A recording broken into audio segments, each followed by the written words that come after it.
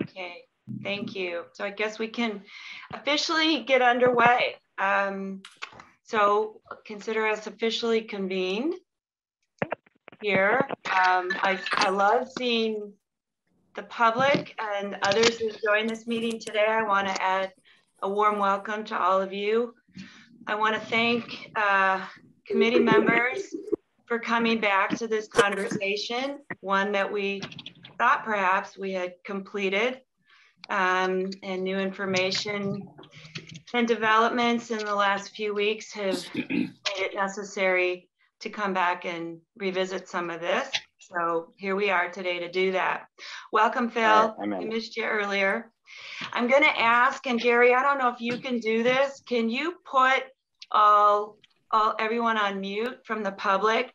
Or if not, can I ask all members that besides committee members to please put their systems on mute? We can't be sure what background noise we're hearing. It gets disrupted. So thank you very much for that.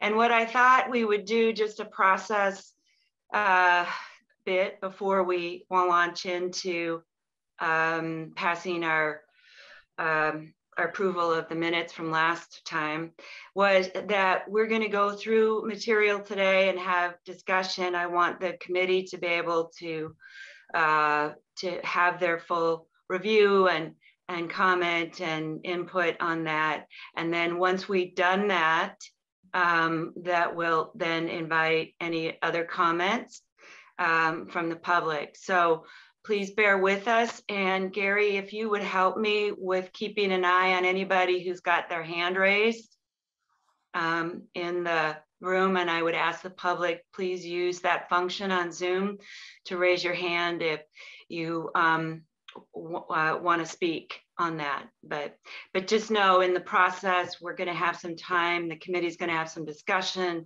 review of what's before us, and then we'll ask for you all to join that if you'd like. Sound good? Any questions? Okay. All right. With that, we have in our agenda packet, and I do want to run through a couple of things because we had a number of emails come to us just this week, and it has been a short week with the holiday on Monday. So we received an agenda packet and an announcement of this meeting on Tuesday. In that agenda packet, you have the minutes from January 5th that we're asked to approve today. And we have some other correspondence regarding the question before us today. We had an article that came out since our last meeting, and the Foothills Focus. We have things to consider. In that, we also had some language to suggest changes to the recommendations that were part of our report on January 5th that we approved.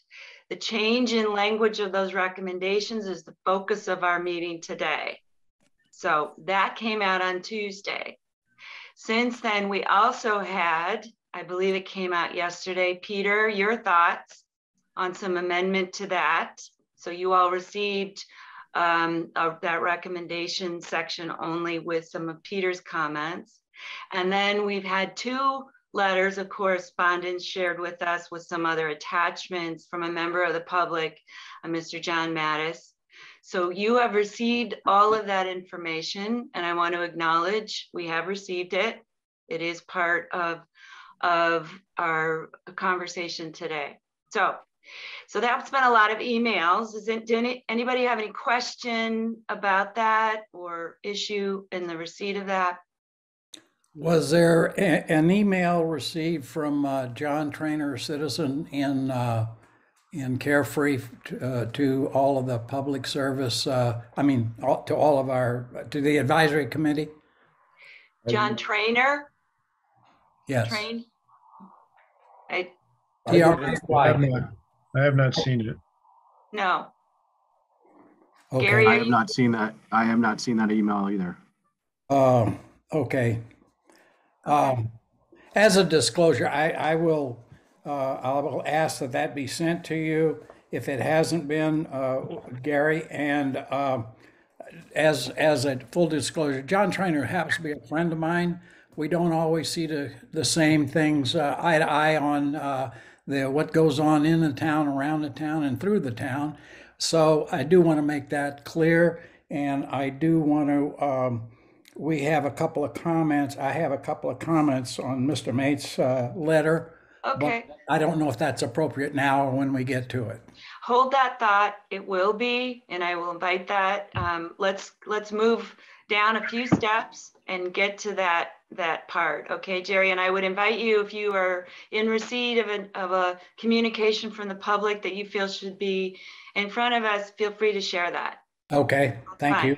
Yeah. So, okay, so let's start with given that an overview of what we should all have received and have in front of us. There's a motion. Can I hear a motion? Is there a motion for approval of our January 5th minutes? So moved. So moved. So who is that first? Peter? Or no, Jerry? Probably. Doesn't matter, whatever. Okay, I'm going to say Jerry made the motion. Who's seconding it? Second. Okay, any discussions or changes? Okay, all in favor of approving the minutes from January 5th? Say aye. Okay, any opposed or abstentions? Okay, that motion is approved. Those minutes are entered into the record as part of our official proceeding. Okay, I'm gonna hold off. We have some included in here is some background pieces and some for your information. But what I want to turn to at this point right now is the report and the recommendations included that we approved on January 5th. And the changes that have required us to revisit those recommendations and perhaps refresh them. So we have a running start. And again, the version that we're looking at is the one that included some of Peter's thinking. It came out to us yesterday. So you should all have a copy of that. What I'd like to do is two steps. One, Gary, to give us some context and overview that kind of sets our sights on what we should be kind of looking at and thinking about in this.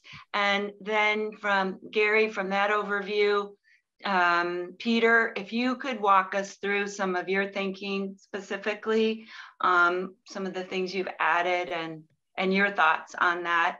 Then I'd like to open it up for broader discussion amongst the committee. Oh, does that sound workable? Gary, you want to start us off? Absolutely. Hopefully everybody's staying well and staying away from those Greek letters that are flying around all of us today. Thank you for your time. Appreciate you guys getting together on a quick notice. And I think it's imperative that we get together and talk about some of the recent emails and conversations that we've been having with our partners in and around us that provide fire emergency services. And many of you might recall over the holidays, there was an unfortunate fire that came through Superior, Colorado and Louisville, Colorado, two small communities in between Boulder and Denver. About 1,000 structures unfortunately burnt to the ground. Lives were saved, but it was a very difficult situation. And what's important to note, and hopefully everybody can see this slide, is this headline here, which acknowledges that this was a mutual aid response in the state of Colorado to respond to these fires. It's first responders helping first responders. We all got into this conversation thinking that this is what it's about. It's public safety, it's working with each other, and it's cultivating solutions. And I hope we can continue to cultivate a solution for Carefree that responds to the regional needs and responds to the needs of the town of Carefree. That's what it's about, no more, no less. And so mutual aid, as in the case in Colorado, was important to save lives and to help mitigate damage to the respective communities. A qualifying mutual aid call is recorded when local fire emergency service providers request assistance from outside emergency providers. Therefore, the metrics of mutual aid requests can be measured from the respective local dispatch. In Carefree's case, that's Rural Metro's dispatch. And as we have discussed in the past, Rural Metro has disclosed that in the past 15 years, there have been a total of 9 requests for mutual aid assistance into the town of Carefree. This points to the fire and emergency program in the town of Carefree is not reliant upon these nearby agencies, but on rare occasions, like most municipalities and fire districts, there are calls for assistance. There's no one fire department that can cover all the calls. And so they rely upon each other. So mutual aid and automatic aid, according to the National Protection Standards or recommendations, fire standards and recommendations, call for these packs so that we can help each other in a time of need. That's what it's about.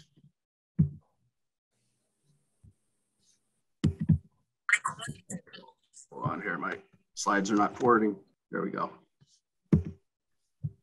So indeed, Daisy Mountain recognizes the value of mutual aid assistance as they preserve their rights for mutual aid in the recent IGA with Cave Creek. And on the left side of this slide, there's a paragraph on page 11, 3.4 that speaks of mutual aid. And it states, the parties agree that they are both part of the Arizona Mutual Aid Compact. So is the town of Carefree. We're part of that compact. We've signed that agreement. That agreement has been in place since we executed the master contract, and we are a defined Carefree Fire Department according to the states. We have an ID number that states we are the Carefree Fire Department. The only thing different is we contract out with Rural Metro. We can dictate the level of service with Rural Metro. So if there needs to be additional levels of service, we can make that amendment over time. So whoever just got on, if you can mute yourself, please. So going on this IGA, it also states neither the town nor the district may enter into additional mutual aid agreements related to local fire emergency medical services without the consent of the other party, which consent may not be unreasonably withheld, provided, however, the district may enter into mutual aid agreements west of 7th Street in its sole discretion.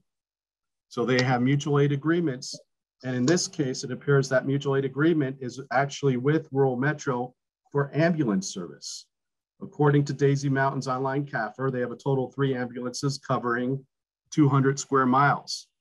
So assistance is sometimes needed for ambulance. Once again, it's first responders helping first responders. That's what it's about.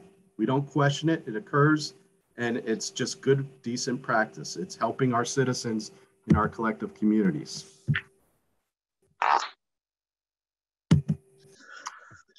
So regardless of this good practice, helping first responders, Scottsdale has now raised the concern about continuing this mutual aid practice, in this case with Rural Metro. There is a request in front of the Scottsdale City Council to terminate the mutual aid agreement with Rural Metro. Scottsdale sent us a notice right before the holidays that wanted to reemphasize their concern with our recommendations and continuing on with Rural Metro. We looked at a transitional period of 3 to 5 years, trying to get our house in order and our revenue streams in order to pay for the assumption of an automatic aid partnership, however that was cultivated. And Scottsdale said they cannot supplement the need for adequate fire protection, and they will not be a reliable resource for Rural Metro for fire service. I wanted to clarify with, excuse Gary, me. Can I interrupt 1 second and ask Bob Sure. Thornton to please mute his phone? And anybody else publicly, thank you. Go ahead, Gary. I wanted to clarify this letter with the Scottsdale City manager to understand what changed from when they recently refreshed this mutual aid agreement with Rural Metro in August to when we were finalizing our recommendation or your recommendation to the town council. And so I could not meet with them prior to the holidays. So we recently met with him, as well as in a separate meeting, the mayor of Scottsdale. And they did raise concerns about the liability being assumed by Scottsdale as a result of our relationship and the level of service that Rural Metro provides. So that is their basic concern, and they're looking to schedule the termination of this agreement with Rural Metro in the near term. I believe it's on a city council meeting sometime later this month. They also emphasized that they wanted Carefree to transition into automatic aid in a quicker fashion than that 3 to 5 year period. So looking at something that was 1 year or possibly less. So there was emphasis to do it sooner rather than later.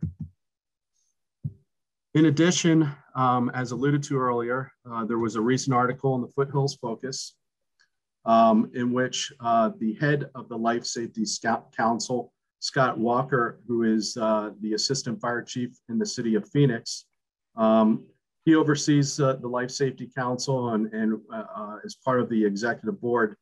He represented to the Foothills Focus that as long as Carefree has a contract with Rural Metro, the town will not be accepted into automatic aid. Now, I did also receive, after 2.5 months of waiting, in between Christmas and New Year's, a letter declining Carefree's entrance into automatic aid. If you recall my original letter, which you all have a copy of, it asked for the process to be accepted in. And what they did was say, you don't meet these standards, therefore you are not accepted within this program. That doesn't address the process. And there is a process associated with this. I wanted to begin the discussion to learn more about our options to enter the process. But this statement that Rural Metro is not a qualifying entity and will not be a qualifying entity if we have a contract with them is an absolute from the Life Safety Council. So that's non-negotiable. How we enter automatic aid is the conversation I would like with our automatic aid partners. We are a municipal fire department, and all we have to do is plug in that staff. Certainly there's capital costs to add value to the system that we will have to negotiate with the automatic aid partnership. And that's something that we want to sit at the table and discuss with the automatic aid partnership. We have all seen the propagation maps that have been produced by both Daisy Mountain and the city of Scottsdale. We see the position of our firehouse relative to their firehouse and the service areas, the 4-minute time around those fire stations. Those maps indicate how we can complement the system. And looking at how automatic aid is operating right now with Daisy Mountain over in Cave Creek, when that fire engine is not in service or is out on a call in Cave Creek, they are relying upon the city of Phoenix, just to the south of Carefree Highway and Cave Creek Road. There's a fire station there. And then 616 in Scottsdale, that's east of Desert Mountain, to be the backup into the town of Cave Creek. We have 2 engines sitting in our firehouse that were not contacted for emergencies within the town of Cave Creek. Certainly they could have responded in a quicker fashion. We're all in this together. We need to cooperate. We need to find a path that can serve our community and serve the neighborhoods around. And that's what we're seeking with these suggested amendments to this report. We're looking at a level of cooperation with our partners, with the communities next door, with the fire district, and see if we can cultivate a solution within the capacity of the town of Carefree. So that's what we're seeking for with these suggested modifications. That's what has transpired over the last probably 4 to 6 weeks.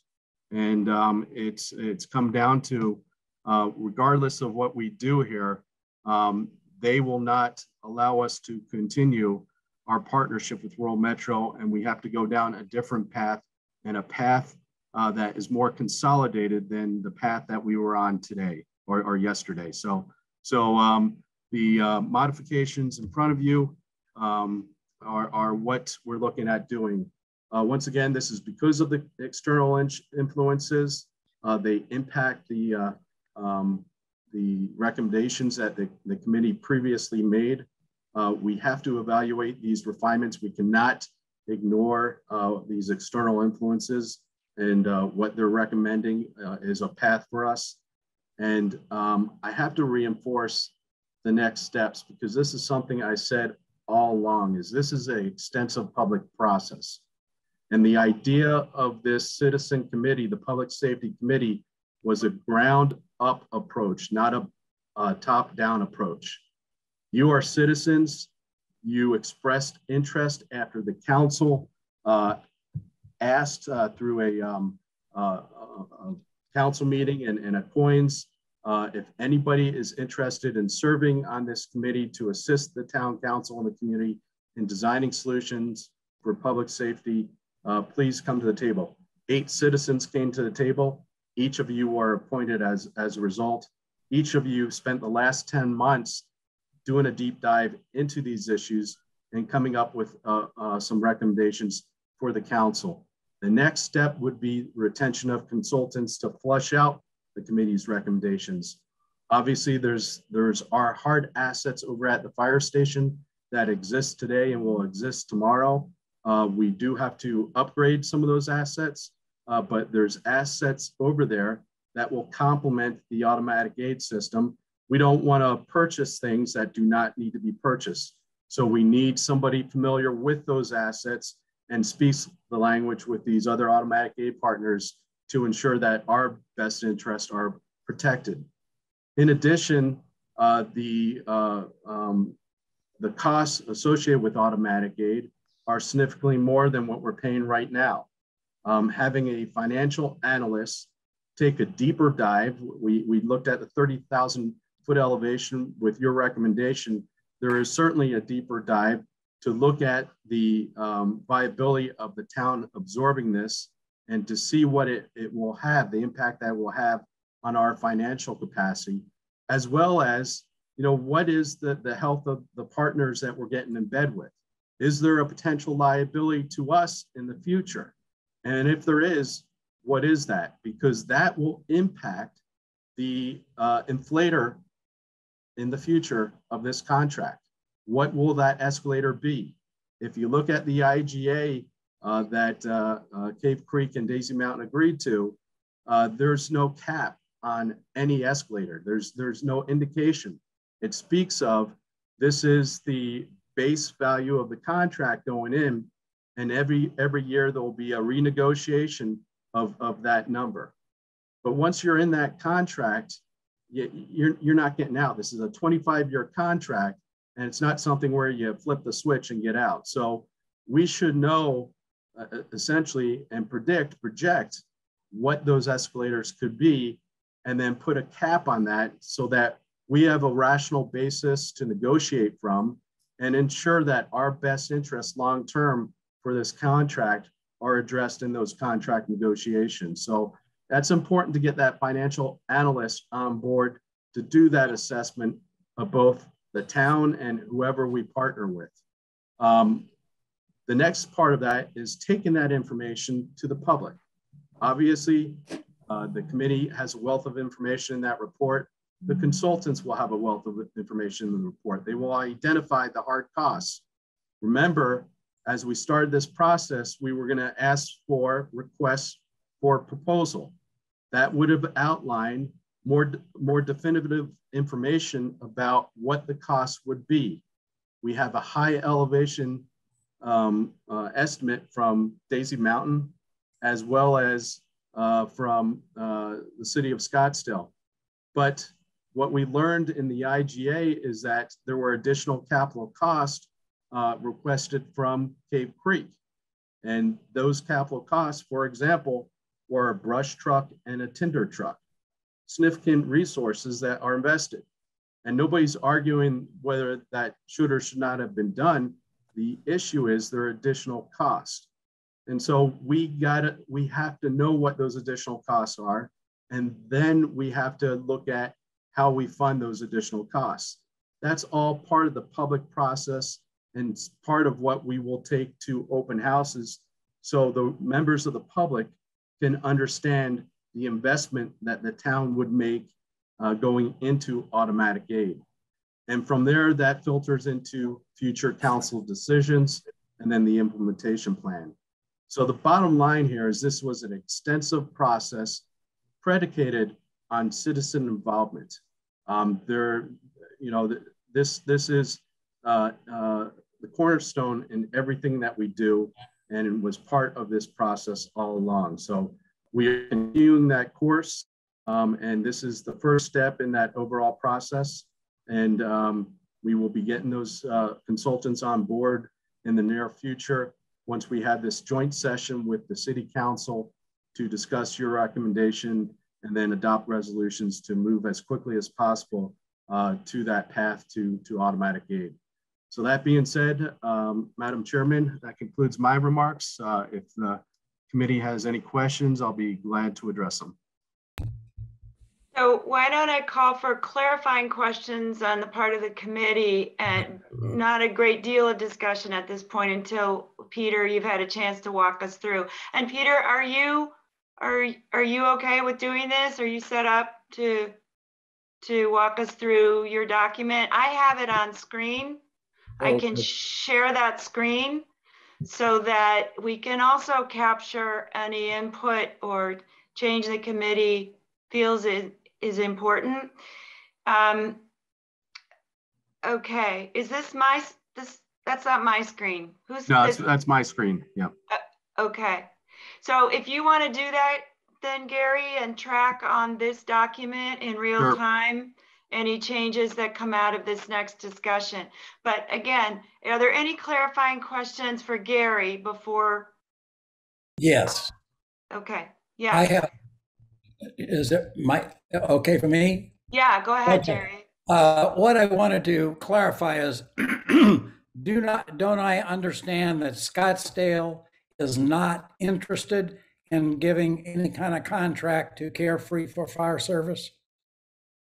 Wasn't there a letter from Chief Shannon, I think it is? Their letter from Chief Shannon speaks of mutual aid and our recommendation. It doesn't speak of a partnership with automatic aid and declining a partnership. My understanding is Scottsdale would entertain a partnership. However, that costs associated with that partnership would have to be negotiated. Now that cost, that high level elevation cost, was higher than what Daisy Mountain has quoted us. So we would have to discuss that cost with the city of Scottsdale. But I didn't get anything that stated that they would not agree to a automatic aid partnership. Well, the second question I have here is, I believe I got this straight from what you said, is that Cave Creek, in their new entity of their own fire division, as part of Daisy Mountain, they will use Rural Metro as a mutual aid in regard to the ambulance service, but not have anything to do with them in regard to fire protection. Is that correct? So the mutual aid agreement, as I understand it, and I think there's folks from Daisy Mountain and Rural Metro on this Zoom call that they could probably articulate what's going on a lot better than I could. But my understanding is there's mutual aid between Rural Metro and Daisy Mountain for ambulance service to supplement their service in their respective service areas. Yeah. So I wasn't just like Can, And Gary, you have control to mute people from Something's, your end. Yeah, I'm trying to find out who's. EL, I don't know. Yeah. Yep. Okay. The other, I guess then, the point I'm trying to get at is that currently, let's say that they have a problem down at Harold's, then our fire truck would go down and take care of that. What happens if our fire truck is the only one available if Daisy Mountain doesn't have one or available for that area? In other words, seems like our truck will be spending a lot of time in that, I'll call it major district down there that won't benefit us in any way because we're not getting any mutual assistance from them when on the other end, right? Am I making it clear? Yeah, let me clarify. It's not the fire truck that the mutual aid is being provided by. It's the ambulance. So Rural Metro's ambulance up here, which provides support to the Daisy Mountain Fire District. That's the mutual aid. It's for the ambulance service, not the fire emergency service. So Daisy Mountain would still, through their paramedics and EMTs on the truck, stabilize the patient.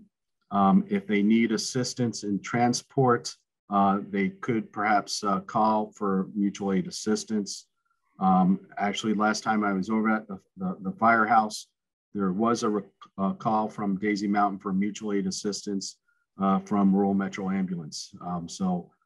It does occur. How frequently it occurs, I don't know.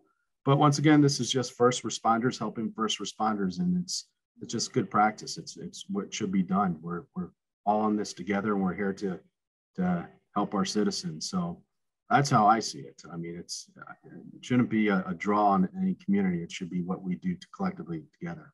Well, it was my understanding from one of the ex-fire chiefs from our area that what you just said is, they're going to run and help whoever they need to help, and they don't care what the politics are or where the contracts lie or anything else. They're going to help an individual, and it seems like that's what where some of this political stuff seems to have reared its head. I don't know. Am I wrong on that?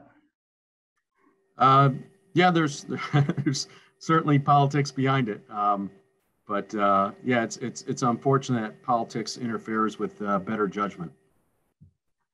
Okay, so I'm going to call, and at this point, I do recognize Mr. Mattis, but I'm going to ask for that the committee have a chance to ask their clarifying questions. Mr. Mattis, please bear with us on that. Peter and Anton, Katie, you have your hand.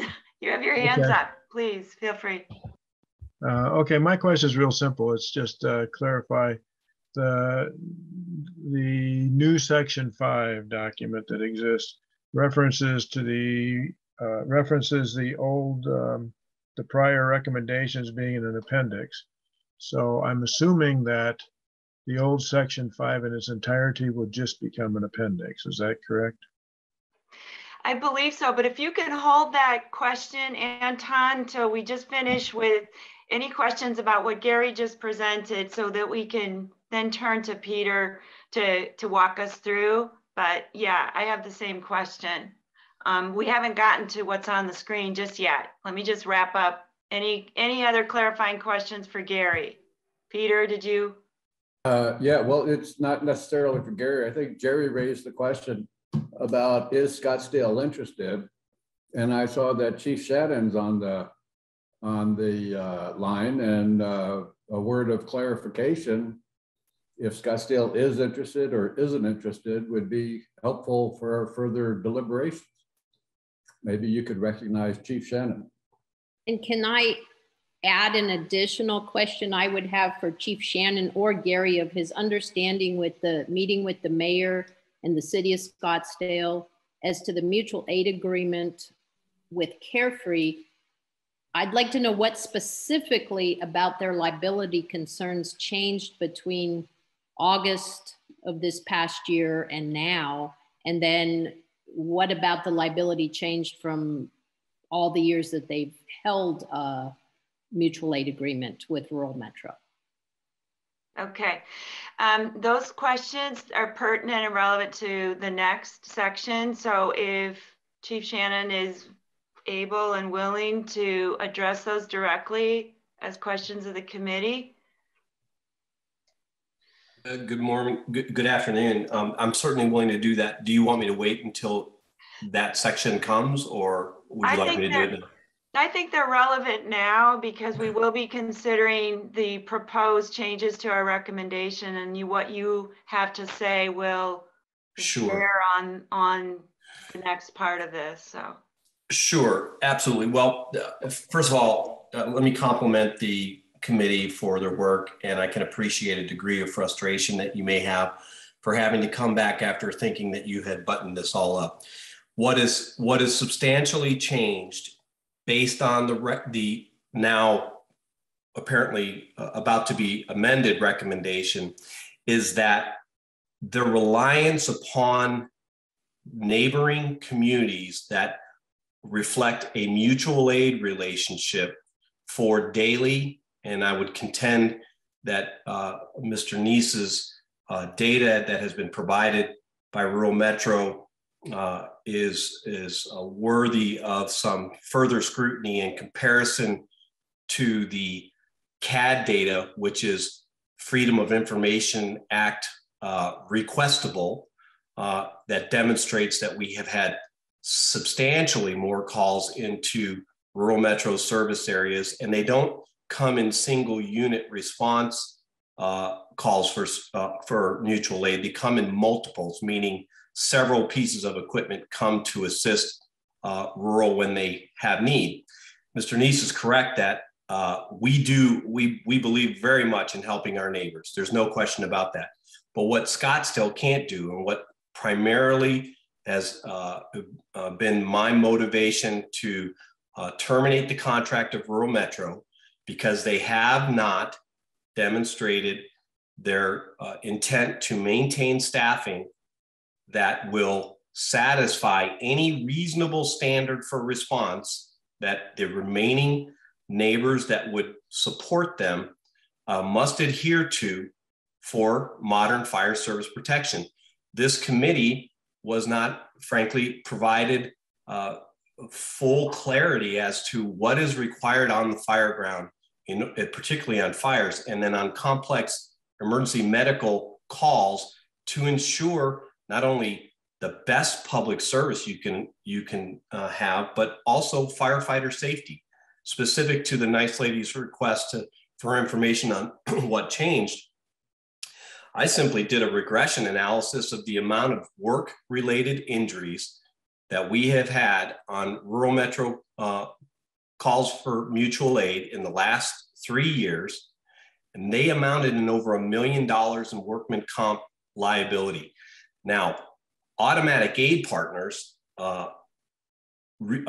take that liability on as a share to the partnership amongst the 20-something cities that participate.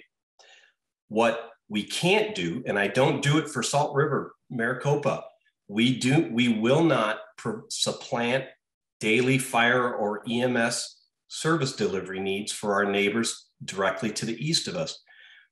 When the recommendation was made by this committee to council to continue as planned with an interest and an eye towards something different, I have no opinion. That was a decision that was made, and I believe you cited its cost effectiveness. Well, quite frankly, you're buying a cheaper insurance policy by doing so, and that's something that's a decision you'll make. Mr. Neese's assertion that the Arizona Mutual Aid Compact is a grand example of how the entire state, to which Scottsdale is a signatory to, is neighbors helping neighbors, is absolutely true. Excuse me, please.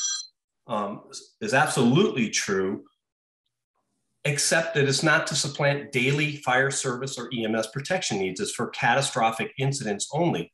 And they do so with a limited both employee workman comp liability and asset liability. So it's not as clear as that.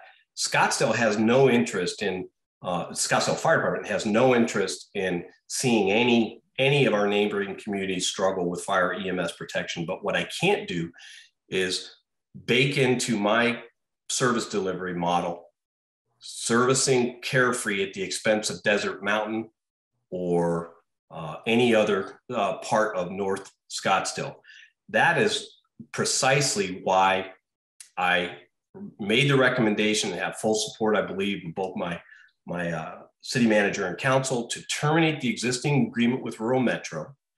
And Rural Metro, if they continue to be a provider for either your community or others around it, including the corridor along Dynamite and Fountain Hills, who we had experienced the same problem with, then I will simply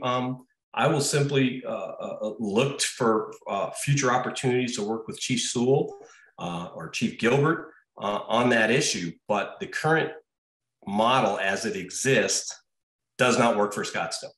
And so that has been my motivation. I can appreciate that it was a significant fly in your ointment, but that's where I'm coming from. So I apologize for going on so long. That's okay. I do have one clarifying question. This is Leslie Hine.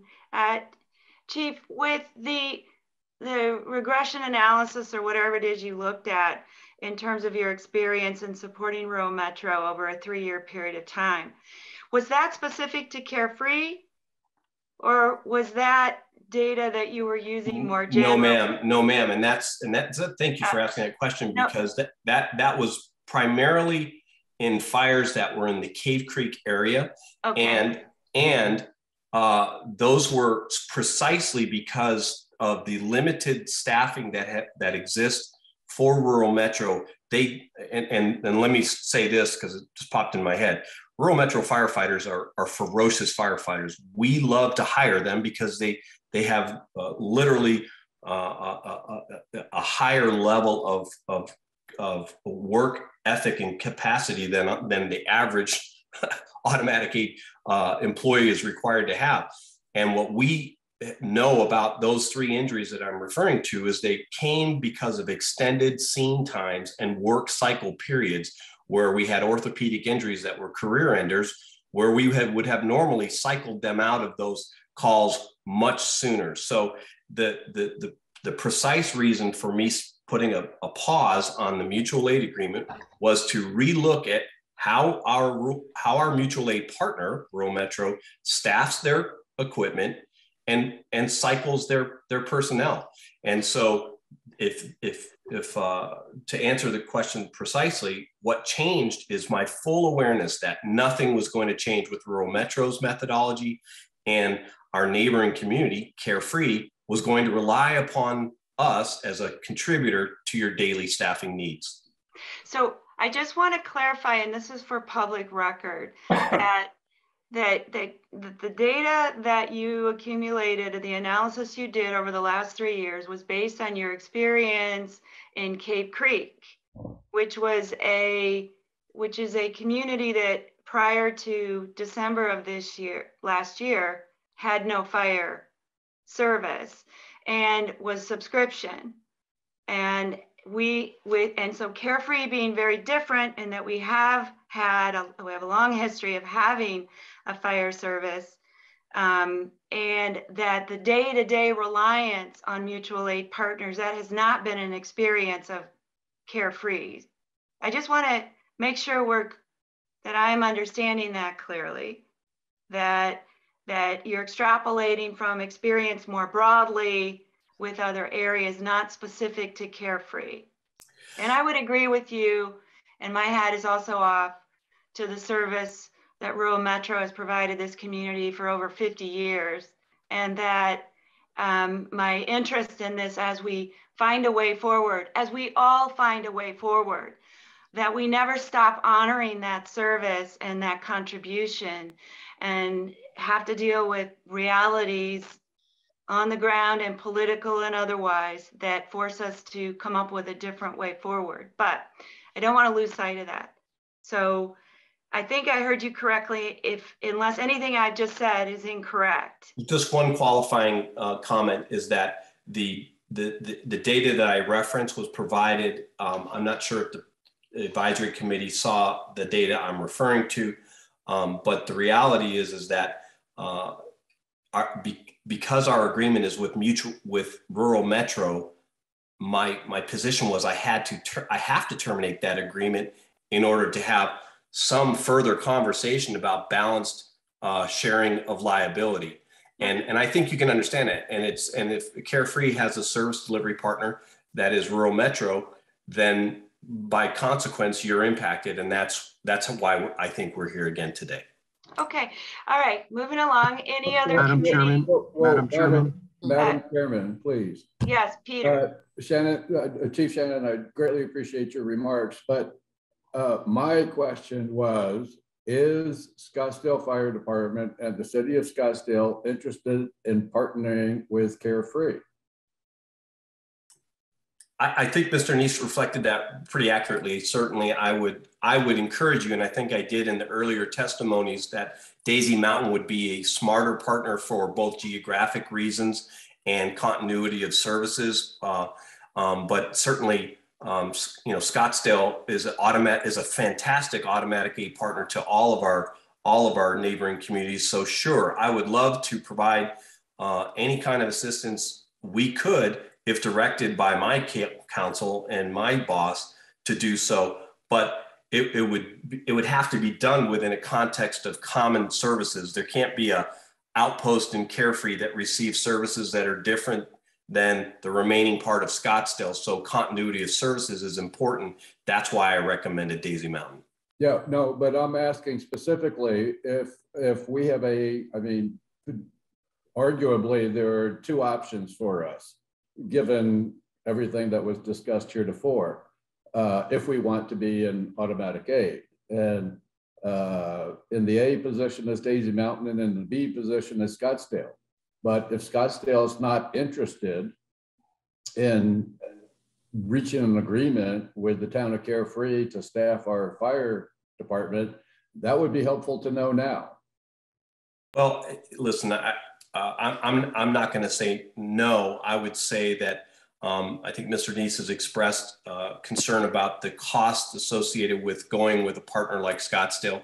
I don't see myself, our employee costs won't change. Your capital assets certainly are worthy of consideration, but that would have to be a conversation down the road. It just may make more sense. You do have a C. There is a C choice. There is another automatic aid partner that has, it's called Arizona Fire Medical Authority, that is an automatic aid partner that has a service delivery capacity. I don't think it makes sense because it doesn't have a geographic continuity to Daisy Mountain, but that would be a Carefree citizen's choice. Okay, thank you. Madam Chairman, Yes. Fire Chief Saul is raised his hand from Rural Metro. So, Okay. Chief Saul, you're muted right now. Yeah, thank you. Hi, and again, I like Chief Shannon, want to commend the committee for the work. I'm going to play the new guy card once again, having been here only a couple months. And what I would want to reflect is I don't disagree with Chief Shannon in some of what he is saying, but I would challenge the fact that potentially the only way to work with Rural Metro was to disintegrate the current mutual aid agreement. Again, being new, I haven't had any discussions about levels of service, liabilities, gifting clauses, or what have you. And I was actually drafting an email to Chief Shannon right now to request a meeting to go over those issues, because certainly it's my intent to ensure not only the safety of my personnel, but the safety of the citizens that we serve. And in this case, the citizens of Carefree that we're looking at. And certainly there is a difference, unfortunately, here in Arizona with CON and the provision of emergency medical services or certificates of necessity, and the provisions of medical services and fire suppression and rescue. And so, you know, I think it's easier to separate those two. Again, we had negotiations with Daisy Mountain. I did attempt to work with and requested a meeting with Chief Tobin, who has not reached or returned that request to have a meeting to discuss mutual aid with fire, but we did negotiate mutual aid for the provision of emergency medical services, and actually allowed or negotiated with them to assume a portion of the CON coverage area that had been rural metros because it's better for the citizens. And regardless of the decision that would be made with regards to fire provision, on rural metro still has the CON and would still be providing emergency medical services in the area of Carefree. So it is a very complicated picture and a very complicated discussion.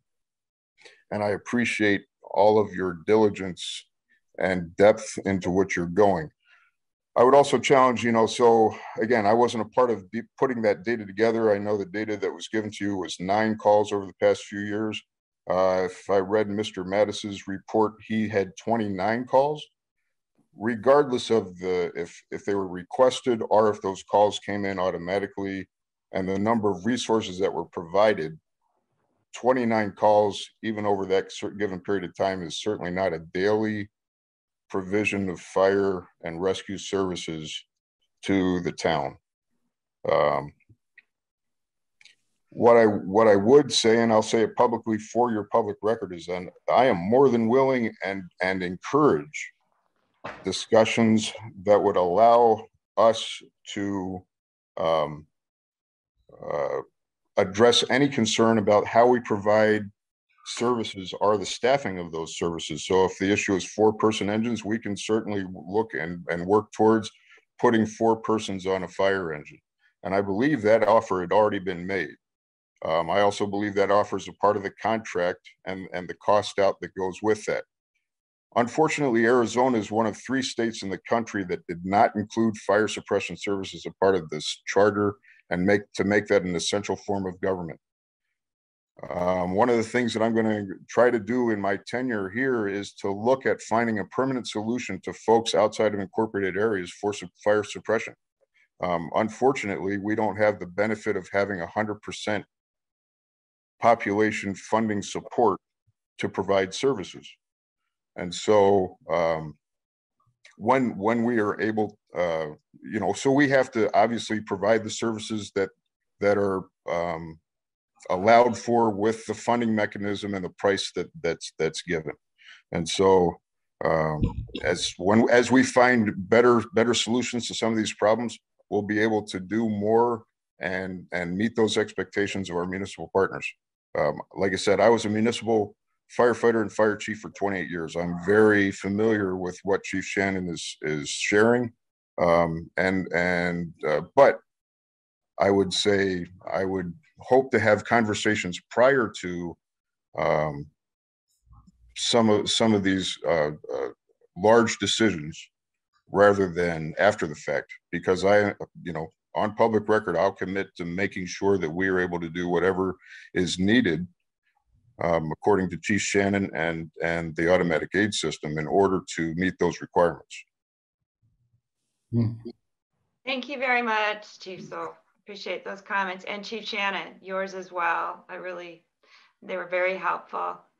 I want to move us to the actual recommendations so that we can begin deliberations on a decision. I want to make sure the committee has been heard and any clarification that you're comfortable with what Gary so far has presented and what we've just heard. And then before that, I want to acknowledge Mr. Mattis and Mr. Mattis, in acknowledging that, I want to limit your comments to questions for clarification on what you've heard, and hold your comments, if you have such, for later in the meeting. Yeah, Mr. Mattis? surely. Well, listening to Mr. Neese's presentation at the begin with, I don't know how you can compare Colorado mutual aid with Maricopa County mutual aid / auto aid, whichever one you're talking about, because they're two different animals.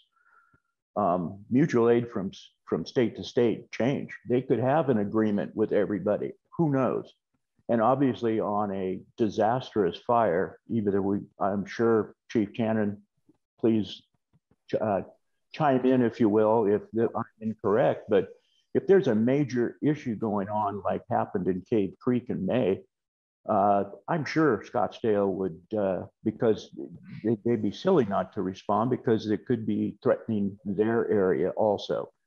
But that being said, I really take issue with the comparison of an Colorado mutual aid with anything that would go on in Maricopa County. That's not what we're talking about. Mr. Mattis, do you have a question for that would help clarify anything said? Well, the question would be, why did a mutual aid, which we don't know how Colorado mutual aid works, what the legalities are, why was that even brought up? This is Maricopa County. We're talking about rural Metro Fire, Scottsdale, and Daisy Mountain, and auto aid. Okay. I'm at a loss. Okay. So that's one question. I have a number of questions, and I don't want to take over your meeting, but a lot of statements were made by Mr. Neese from my investigation, talking to a number of fire professionals, is incorrect. So what I'm going to ask you to do, Mr. Mattis, is hold some of your commentary for later. If you have any specific questions for clarification, and if it's a specific, yeah, I do please have a get that question. forward so we can move on. Surely, I have a question for Chief Scholl. Is it? As far as number of staffing on fire trucks, I think the major issue is, and correct me if I'm wrong, Chief, and Chief Shannon, you also, is Rural Fire is a private for-profit corporation. Scottsdale, Daisy Mountain, Phoenix obviously are not. They're public safety, they're public. The idea of trying to put people in a private corporation through a public academy that they had no financial interest in setting up, which all these other agencies did, and put funds into, it just needs to be understood. That's probably one of the major reasons that they weren't, and I'm not going to speak for Life Safety Council, but I've read their letter. Mr. Mattis, I'm so sorry to cut you off. I just want to know, what is your question? Well, okay. Chief Scholl, is it true you have a large turnover of firefighters?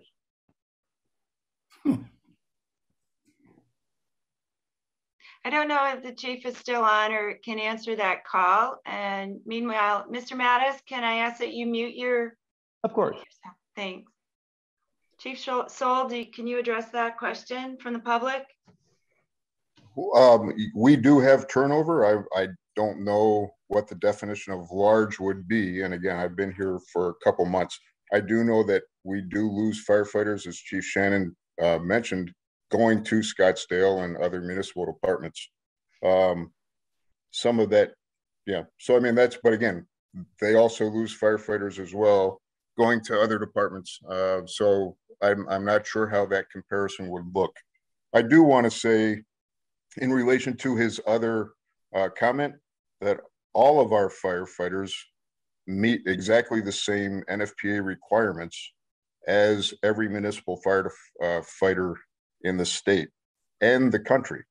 So there is no difference in our fire training versus the fire training that the municipalities have, other than the specific training related to the automatic aid system, which is, and again, Chief Shannon can correct me, I believe is primarily regarding the interoperability and the specific policies and procedures that go along with some of their tactics and strategies, working with each other and what have you, but it does not relate to the NFPA requirements for firefighter 1 and 2 that are specific and defined through the NFPA across the country.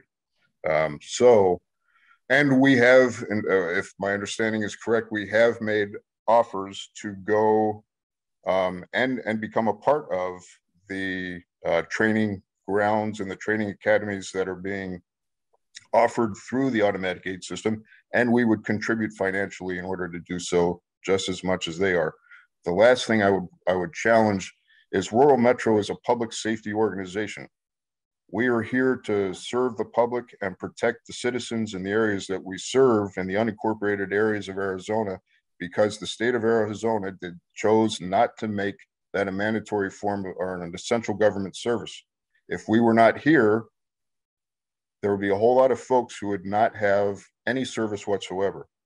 As is defined throughout the country, and the majority of the country being volunteer fire service, everybody does the best they can without the support that is obviously here, you know, in the greater metropolitan Phoenix area.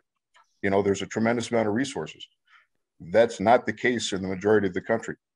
It is the case here, however, and so we certainly want to be a good neighbor and a good partner, but we are a public safety organization. Our heart and the why for our existence is to serve the public and protect the community. Thank you, Chief Soul. I want to acknowledge Chief Gilbert, I believe. Do I have that right? With Daisy Mountain? Yes, Chief Gilbert. And have that. And then after you've had a chance to speak, Chief Gilbert, to wrap this part up and move into our recommendation. Yes, go ahead, Chief Gilbert. It is Chief Gilbert with Rural Metro Fire. Sorry. Oh, Rural Metro. I'm sorry.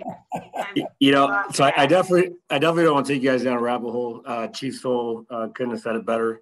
You know, we've definitely had good positive conversations with Tom Shannon, and I think I just want to, as you guys go into this next section, and I think Peter Burns was kind of going down the path. I think there's a clarification to Chief Shannon when they talked about options, and obviously, you know, the automatic aid push is there. The question is that I would ask you guys to ask Chief Shannon, what other option is there? So far, he provided contracting out with a automatic aid partner. Is there an option for Carefree? So I don't know if that's been asked. I know we're about to get into this, and I think that'd be a good section here that you might be able to have that conversation. And perhaps we're not going to get to definitive answers on that, but we can incorporate it in our next part, which is, are we suggesting or recommending a process that will allow for those kind of conversations that need to happen to occur? So Perfect, thank you. Yeah, is there anything else for the committee on that? So are we ready to move along? And Peter, are you ready to kind of walk us through this section? Again, what we're shooting for this meeting is we're going to need to have a motion to approve this, the amended, to amend the report to include language along these lines for a changed recommendation.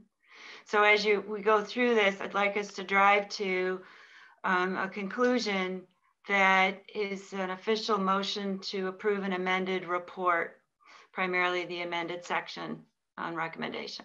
Okay. With that, are we ready to proceed? Everyone okay? Okay, Peter, you want to take us to this this language, this amended recommendation? You can see, everyone, that it's section 5 of the report. So this would be an entire change to that section. You ready? Yep. Yep.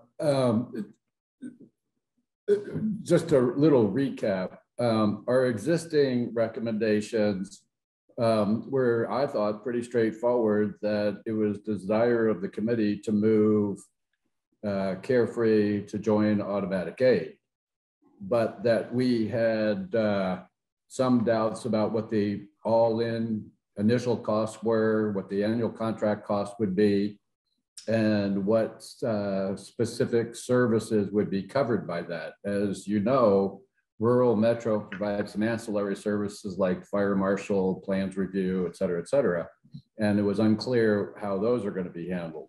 So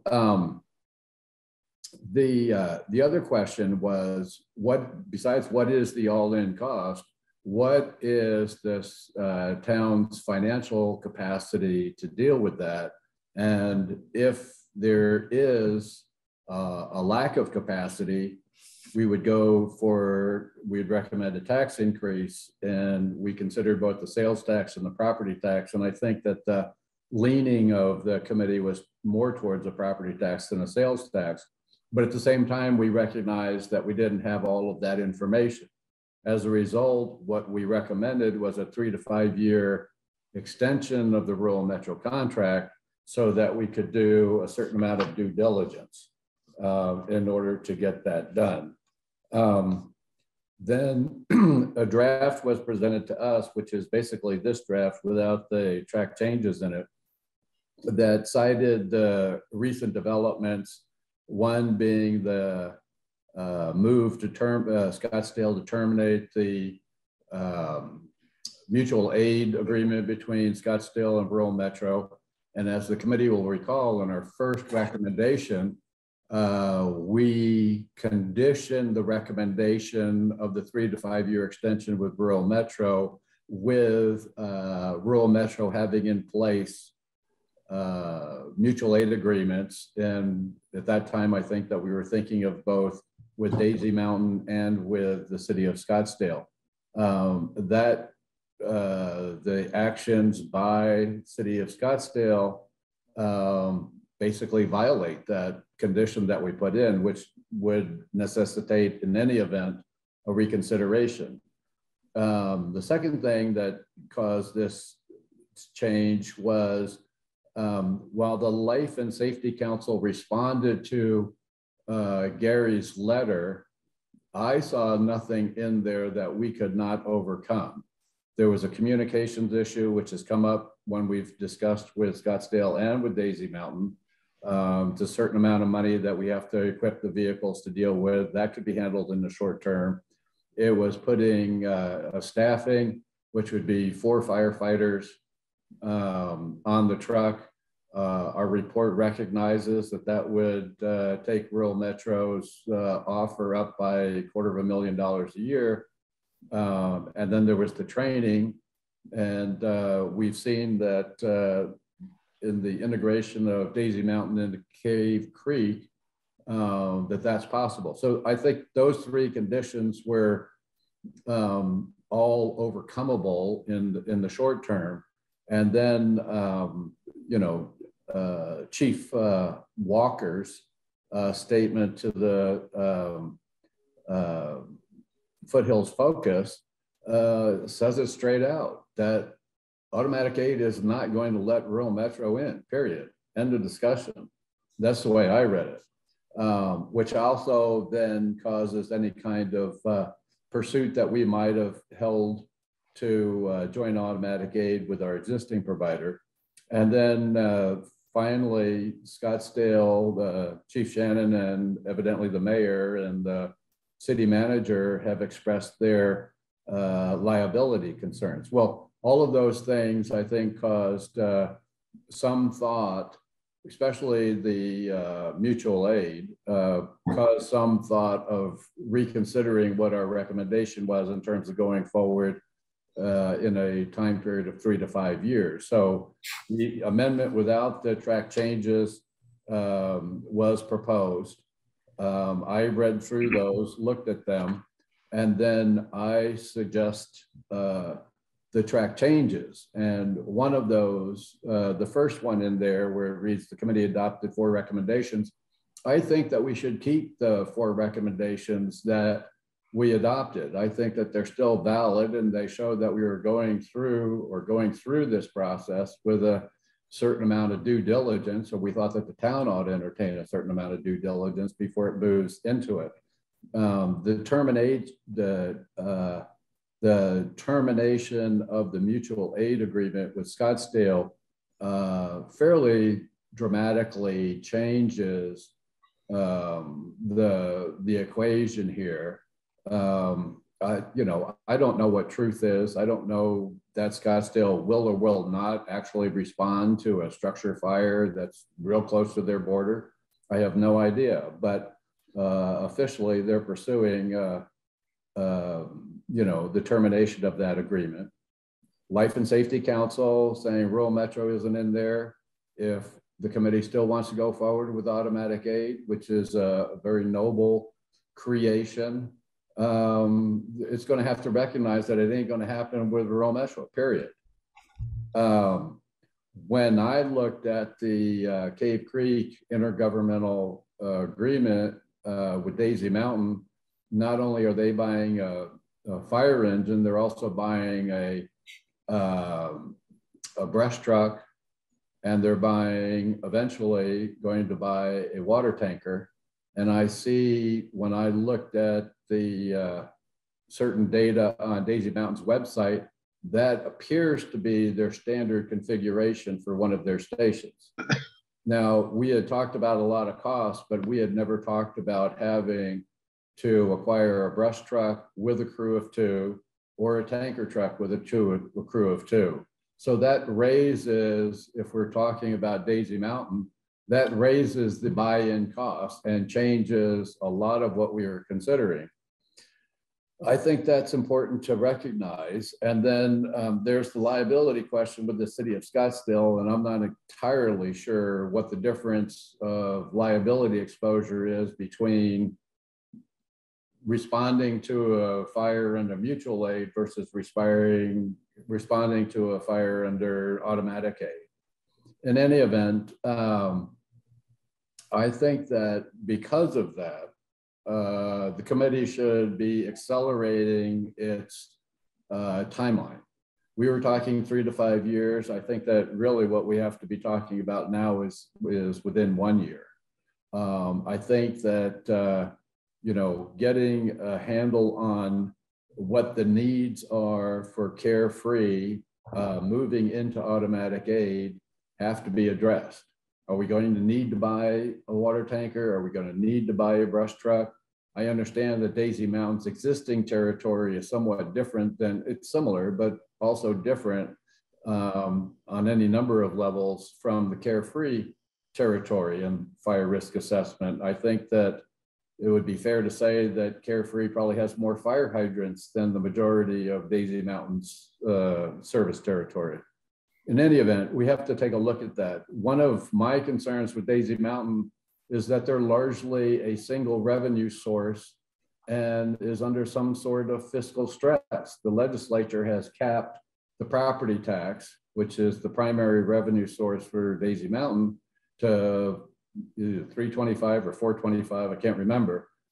Fire districts have been chafing under that for the last several years. I think that's something that we have to understand and what the dynamics of that mean for Daisy Mountain before we partner with them.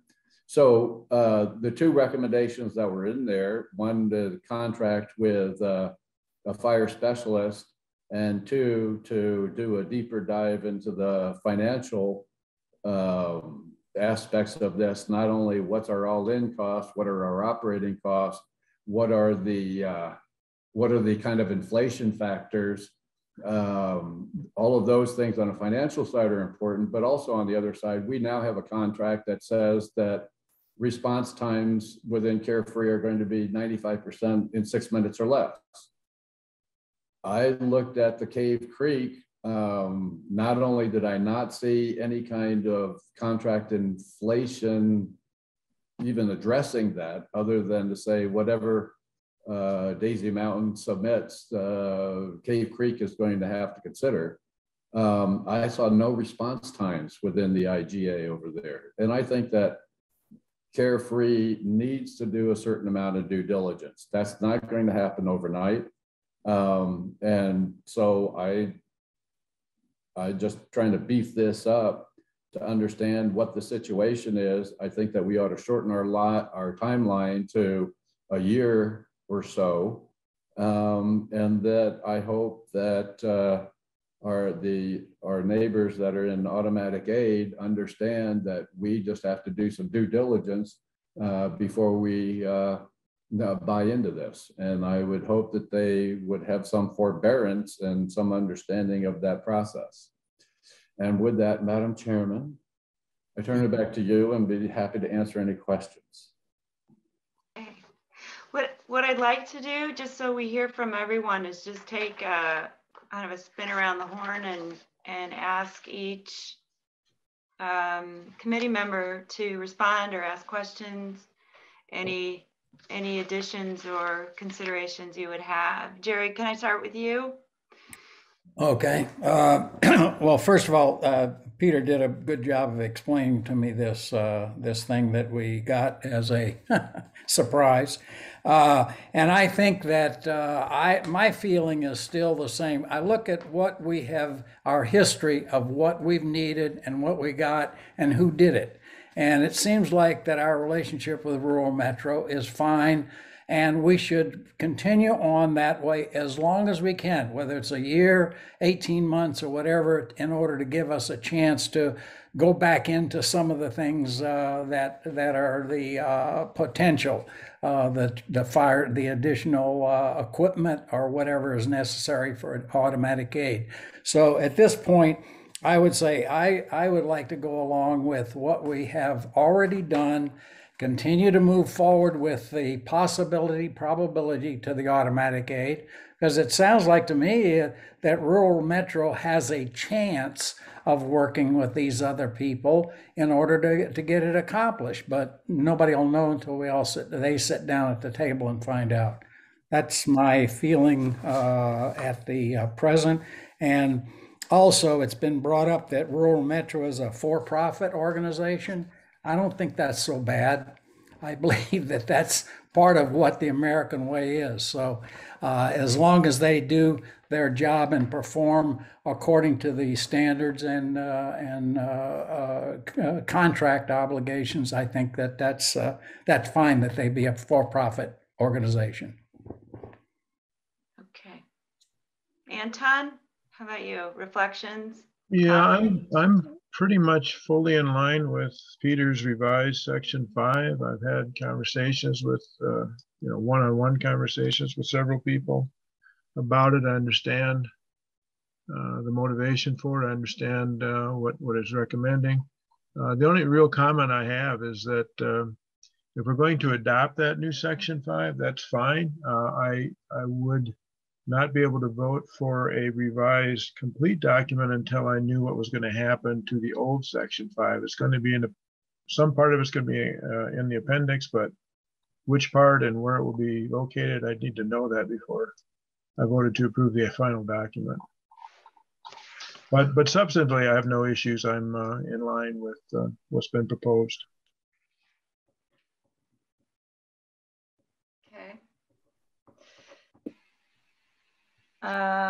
Sheila, how about you?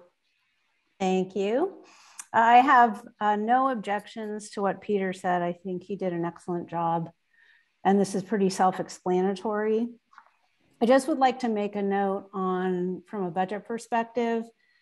There seems to be some confusion in some of the letters we received between, where the money comes from to go into the Capital Reserve Fund. And they're mixing up recurring revenues with one-time revenues. And so we need to be very clear about recurring revenues that are needed to pay a much higher cost for fire service.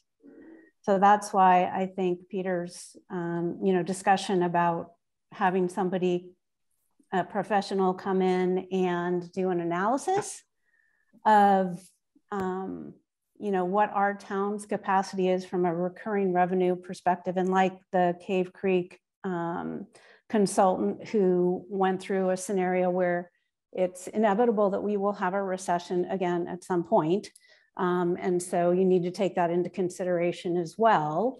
But it would be, we do need to, in order to make good decisions and have a fiscally sustainable budget, not just next year, but for the next 20 years, to fully understand, really the budget that would go into a contract for us for fire service, and understand, how that's formed and what our risks are there. So completely agree with Peter on that. Scott? I have a couple of questions. Do we know for a fact that Rural Metro and Scottsdale can't work out their issues? And it sounded to me sort of like Rural Metro is willing to kind of negotiate some of the service issues, but hasn't had the opportunity to do that yet. And is it really just a matter of adding another firefighter to the fire engine to bump it up from 3 to 4? Is that sort of the main issue here? No. And if that is that something that your Rural Metro would not be able or willing to do? And my second question is, do we know for a fact that Rural Metro would extend for just 1 year? I was under the impression that they wanted a longer extension if we extended. I don't know who can speak to that question or both of those questions. I'll discuss the first one. The position that Chief Walker stated, Foothills focused. I mean, we danced around this whole life and safety thing, and we've done the 3-minute two-step. And the bottom line is the municipal fire departments are not likely to let Rural Metro in to automatic aid, period, done, no discussion. I think that that's just what the reality, whether it's good, bad, or indifferent, it doesn't matter. The sky is blue, it's gonna be blue tomorrow. And I think that from a decision-making perspective, Carefree just has to recognize that if you want to go automatic aid, it means not dealing with Rural Metro, period. Yeah, but up until now, Scottsdale has had a contract with Rural Metro, a mutual aid contract.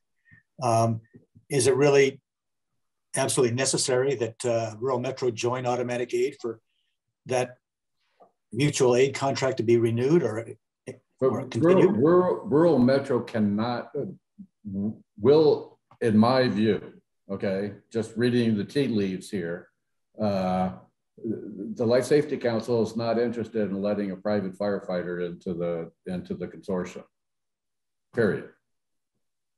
No, I understand that, but the issue though is, I mean, Scottsdale has had a mutual aid agreement with Rural Metro up until now, and now they're saying they're not going to do that anymore, and they're saying they're not going to do that because they have liabilities that relate to staffing. Sounds like primarily. Well, if the staffing issues were resolved, couldn't they renew a mutual aid agreement without Rural Metro coming into automatic aid? Well, my view again is you could try that, but I think you're just going to come around for a long time. Some of the discussion around, we've heard it in this committee around mutual aid agreements was, oh, a public entity can't gift to a private corporation. So that was the argument du jour 60 days ago. The argument du jour today is a liability issue.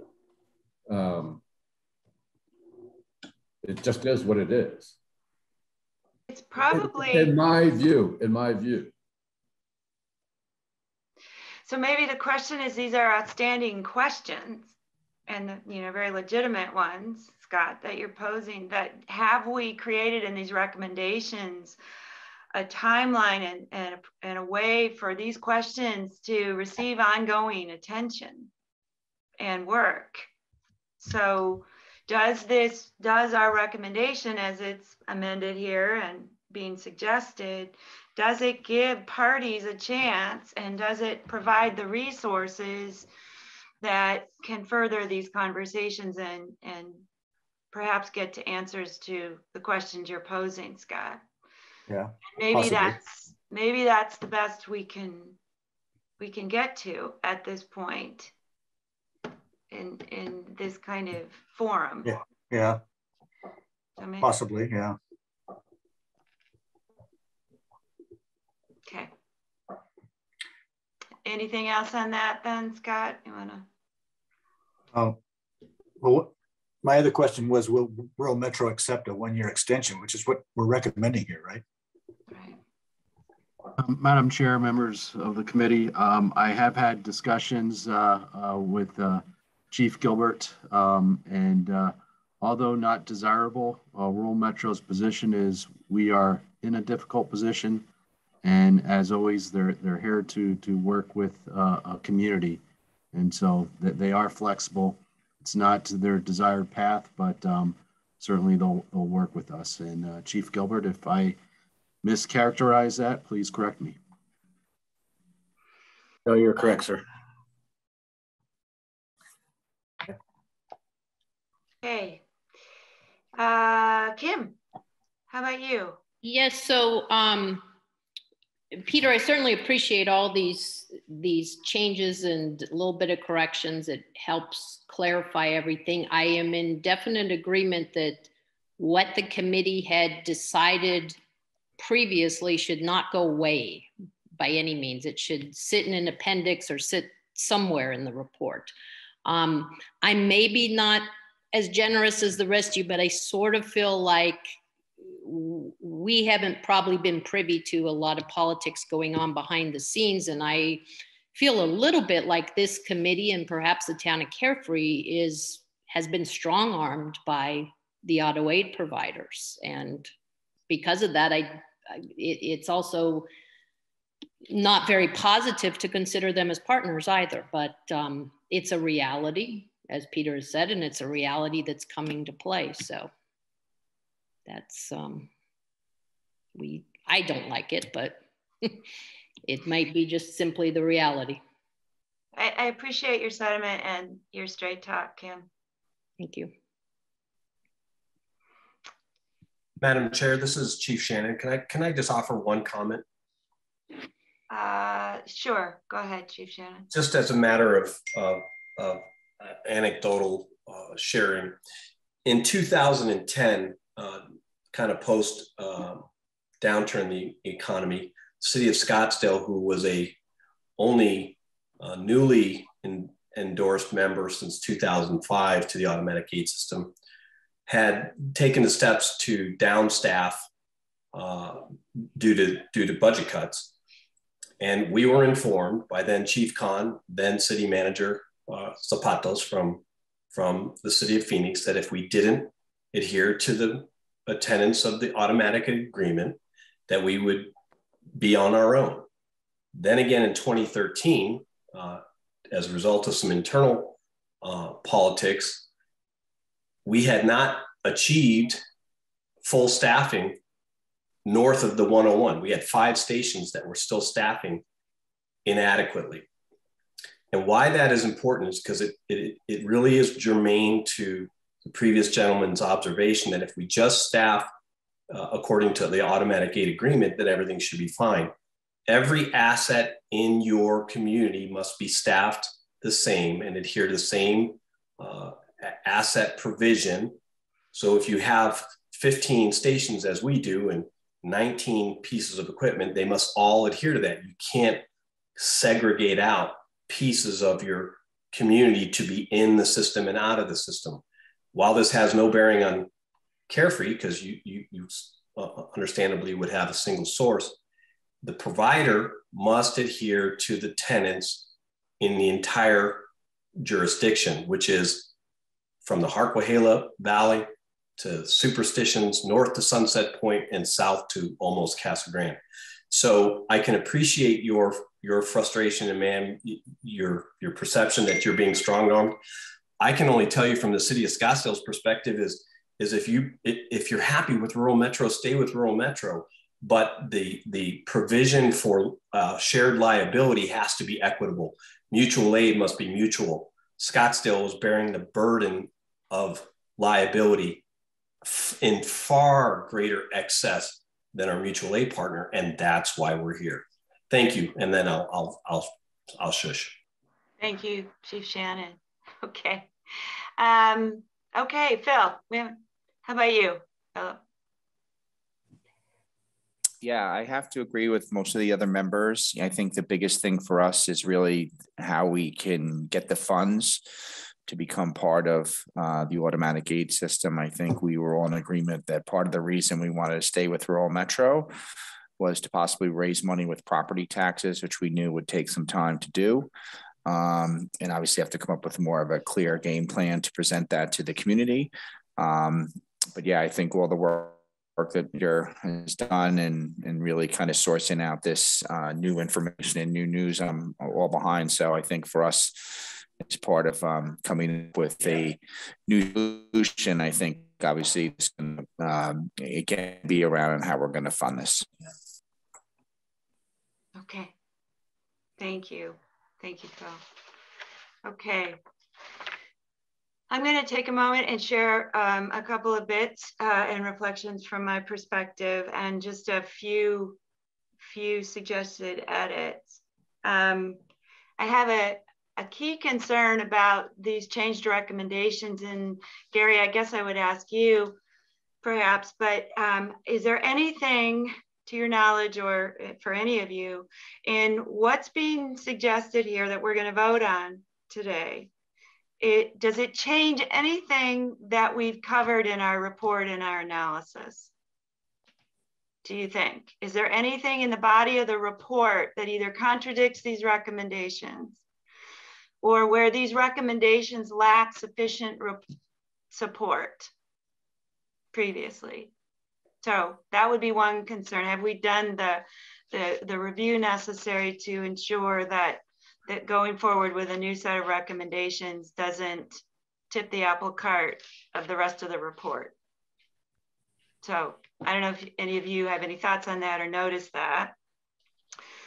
So that would be one of my first questions. I would agree the importance of having our prior and primary recommendations included in the appendix is very important to me.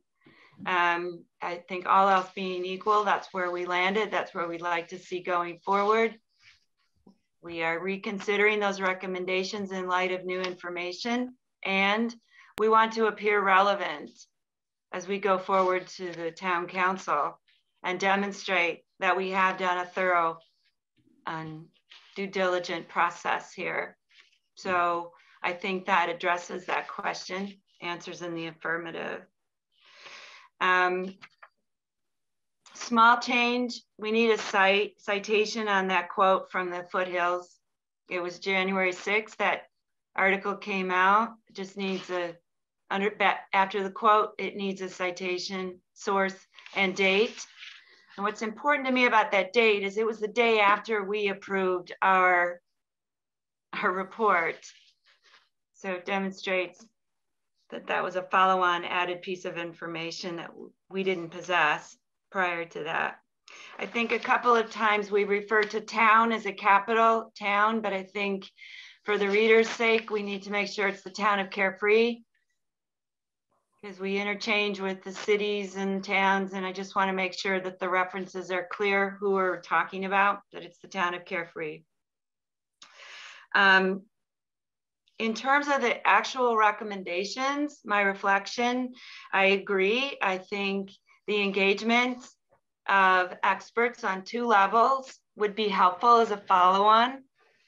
I think nobody could anticipate in the beginning of this process that we might find ourselves in this territory where that would make sense, but it does now, based on the information and what we've learned in the discovery process that's been part of our work for the last 8 months. It does seem to indicate that the town of Carefree would be well served, in my mind, by expertise, both within the fire service specifically to help guide the town in knowing exactly what it would need. And I would add to that and emphasize the need for capacity around negotiating. So I would hope that whoever might be used in that way and brought on board to assist would have strong negotiating skills and abilities to navigate the conversations we need to have. And that was pretty clear from most of today's conversation too. So having the expertise and someone at the table who knows enough about the system and the world of fire and emergency services that can be helpful on a negotiating level. Secondly, I would strengthen that second bullet recommending a financial consultant. My concern in this, the way it's written, it doesn't mention property tax whatsoever. So I would say beyond analysis, and I think it's safe to say that with Peter and Sheila, Anton, those of you who have background in finance, we probably have some of the best and most thoughtful financial analysis that you can get out of these kind of efforts. I'm not sure that a financial analyst is going to be able to add a whole lot more value than what we see here. But in terms of strategically thinking through and helping the town think through how to navigate this question of perhaps a property tax, but who can help us think through a strategy for how we finance and how we communicate about finance to the public and to citizens, I think could be really useful. But I am generally concerned that we have completely left out. We've referenced a number of other financial things, but there's no reference to property tax here. So I would be concerned as one of those points, because we do spend significant time talking about that in the bulk of the report, that it should at least have a reference here in that section. Okay. I do wonder these two recommendations, and I wonder this as a general follow-on question, which is the role of this group and committee as we go forward. Does the Public Safety Advisory Committee have any role in being part of reviewing scopes of work for these consultants, and in handing off and being ensuring a handoff between the work that we have done and the thinking we've done to consultants? So in any ongoing role that the Public Safety Committee, Advisory Committee, that we might have in that. So I would ask that question. I'm going to assume that the law enforcement services section is as it was. There's no change there. So essentially we've gone from 4 recommendations to 2. And the first recommendation has 2 parts to it. Yeah. Okay. So that's my 2 cents. I am curious in your look at these, do any of you see any inconsistency between this recommendation and the other 30 pages of the report that come before? So Leslie, I think it's important to, I would probably want to just kind of go through it with a really clear mind to make sure that I tie all this together. But what the report does do and how is it supported obviously our recommendations. Correct. The report does lay out all of the deep analysis we did to come to these recommendations. And so none of that information changes because it is what we found, which is vitally important. And I agree that, and that's a good catch, that we should be talking about a property tax in here. And, we Carefree residents, someone alluded to the fact that Carefree is a wealthy community, which actually makes the case for a property tax versus a sales tax, because the town residents do not support the full sales tax collections that come into the town revenues.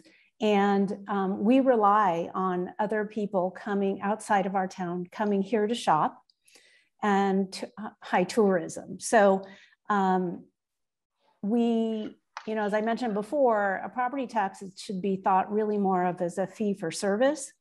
And it does build a more sustainable budget with lower volatility because you're diversifying the revenues. And so I think it is very, very important that we, you know, help educate town residents about the reality of putting all of our eggs in one basket in terms of the sales tax and a long-term sustainable budget. And I think it's hard to argue that each individual property owner should be responsible for their fire protection. So just wanted to get that out there.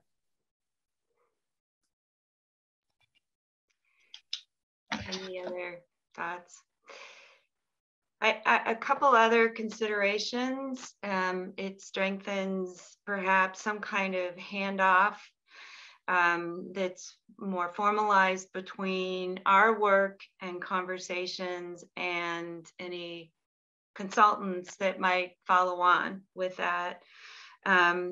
One of my ongoing concerns in this whole dialogue has been the fact that the options that we've had with our public fire departments and the other municipal groups is that I understood from the conversations that there is no organizational history with doing this and contracting out for services. So I continue to hear an emphasis on, and even in the comments just most recently from Chief Shannon, that everything has to be equal, all stations, everything has to meet certain standards of that particular municipality or district. And I think that there's a lot of room if we could hold to certain values and benchmarks that must be met. I think there's more room to discuss and design a system that could be more workable. And partly I believe that because there is no organizational experience in contracting out for service, either within Daisy Mountain, Cave Creek's the first go around, right? They don't have any experience under their belt for how this could really work. Neither does Scottsdale. So in a way, we're being a guinea pig in this. Gary, when you said 25 years is the contract term we may be looking at, I think it was you. Okay, that blew my hair back a little and raised the stakes a little bit that we could actually be talking about a time frame that far in advance. But all the more reason to take care with how we approach this, that it become a learning opportunity for everybody, right? And that any contract acknowledge that this is new territory and we're going to figure this out in some respects as we go. So understanding, as I do in some of my background in public contracting, I would want to see that sensibility somewhere in the conversation. And the other thing is the negotiation between elected boards and different, who has the control.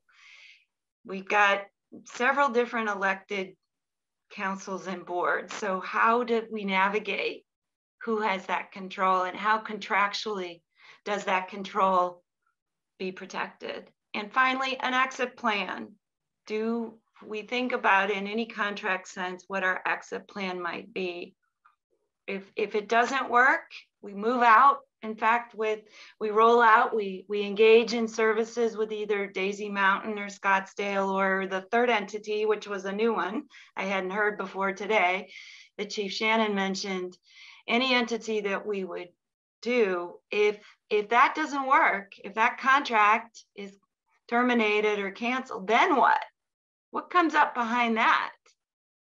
So some thinking beyond simply what might be in front of us to think about, what options we have. Okay. Those are my thoughts. Thank you for the platform to share them with you. My question is, how do you feel? Are you ready to advance this for a more formal motion? Or what steps do you need? Do we need to come together one more time after, as Sheila, you mentioned, might need more time to look at this all in? It's been a very short time period. We also intend to be in joint workshop session with the town council on February 15th, which is 3 weeks away, I think, if I'm not mistaken. So tell me what your preference is at this point, if you're feeling. Yeah, I'll jump in if you don't mind. Yeah. I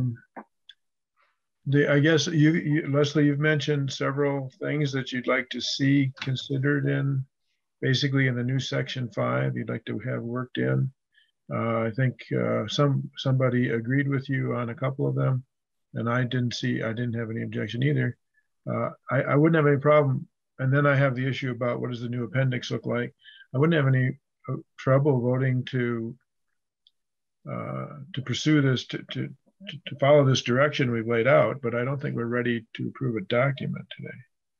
Okay. So we're going to need another meeting where we do that, I think. Okay. I have a question. Gary, is there any precedent for taking votes via email? Is there an issue that could be put before? Does the town have any? Yeah, I'd rather do it in the open. Well, yeah, of course. I'd rather do it in an open meeting, yes. Okay, so given what needs to occur, which is maybe we need to get some modified language into there, we need to have had our chance to go back, as you know, to the level that we might need individually to recheck the report and make sure that there's consistency, and then come back together. Would it be too much for a week from now, Gary? Actually, a week from now, I'm in a conference, perhaps February 2nd, which is a Wednesday. With all due respect, I don't understand what we're asking for here. My suggestion would be we take the existing section 5, we move it to the back, and you put an intro paragraph. This was originally adopted on January 5th, and it was replaced and moved to the appendix on January, whatever today is.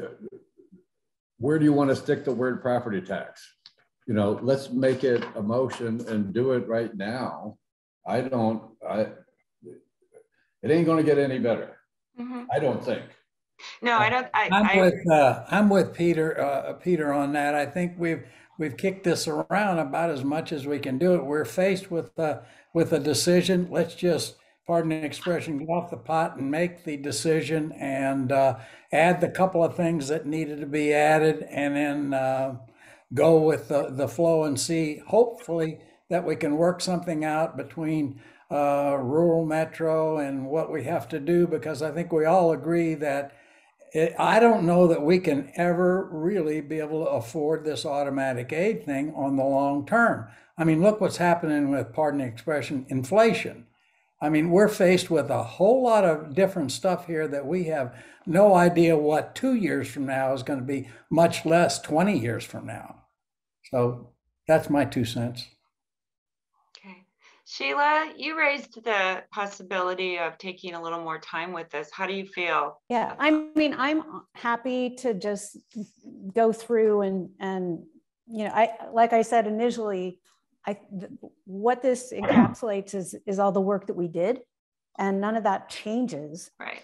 I mean, I'm happy to just go through and see if there's anything that I find, but I don't think I will, to be quite honest with you, because I think we did really deep analysis, and it doesn't change what we did. It's just what has unfolded over the past, kind of month-ish is, causing us to, when the facts change, then your decisions have to change. So, okay. I'm fine with that. I'm always extra cautious, but I think that all the work that we did should stand on its own. And nothing jumps out at you that's inconsistent in this amended language. Okay. So maybe people are feeling okay taking the time right now, make sure we're all clear on those little additions and changes, and put up the motion. I want you to make the motion, if I can get on with this thing, that we adopt the changes that Peter has worked on here to work into the document, and that someplace we add the term property tax, but to move on with this amendment 5 as Peter has readjusted it. Okay, there's a motion. Is there a second? I have an issue with the motion. That doesn't approve a document because we have a new Appendix A. So the motion needs to say something about what the new Appendix A is, and or whether it's A or B, or where, you know, if all the others get relettered. But otherwise. Okay. Is there a second? But... Okay, got it. Is there a second to this motion? Okay. With no, Peter, you're going to second the motion. Okay. Anton's weighed in with any discussion. Any other discussion? When, Madam Chairman, are you intending to take any kind of comment from the public? Well, but I want to clear this one first. If we're going to go forward with this motion, then we can open some conversation, but I want to make sure this is the motion you want. Anton's made a point. This may not be the motion we need and want. Then Anton, offer a substitute motion. Mm-hmm. Well, I would move that we accept Peter's revised Section 5. Is that what it's called, Section 5? Mm-hmm. Yeah, Section 5.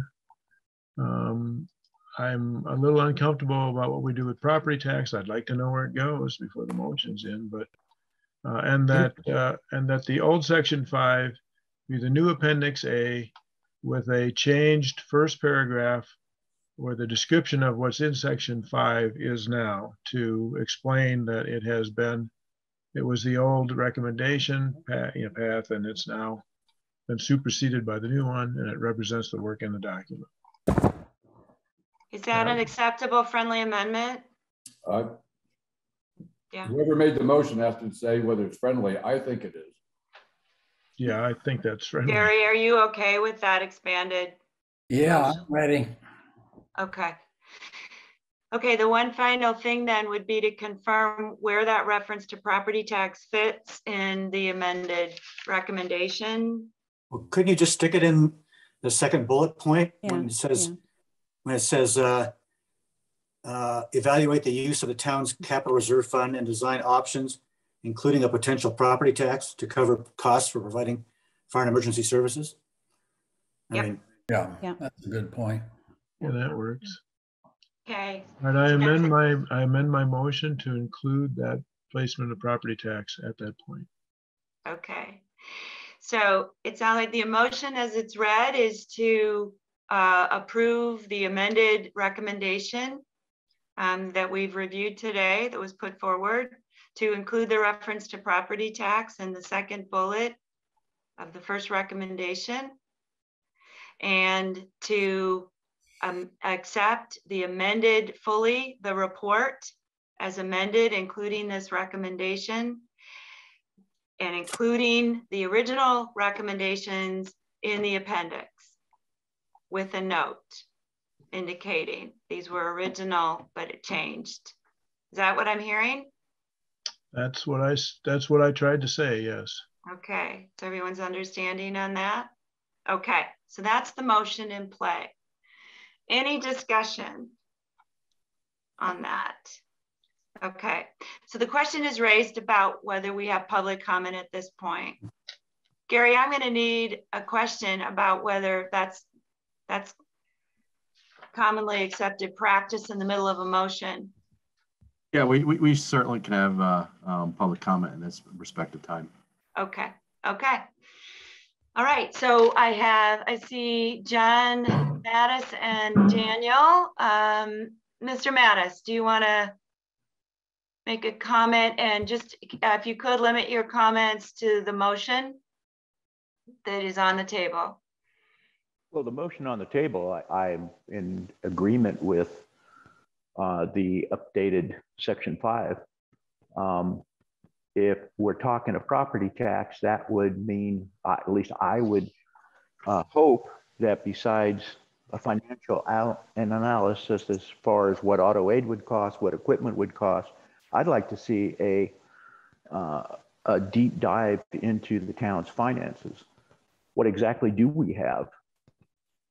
How much money do we see each year? I see the budget of this year saying we're going to receive $480,000 more than what we put out in revenues. Also, I haven't heard anybody say anything about the economic development plan this town has. That's the whole purpose of what, well, the Hampton Inn and Suites, perfect example. It's almost ready to open. That's going to be seeding revenue coming in. That was the whole purpose of this resort down at Tom Darlington and Carefree. It's going to generate revenue.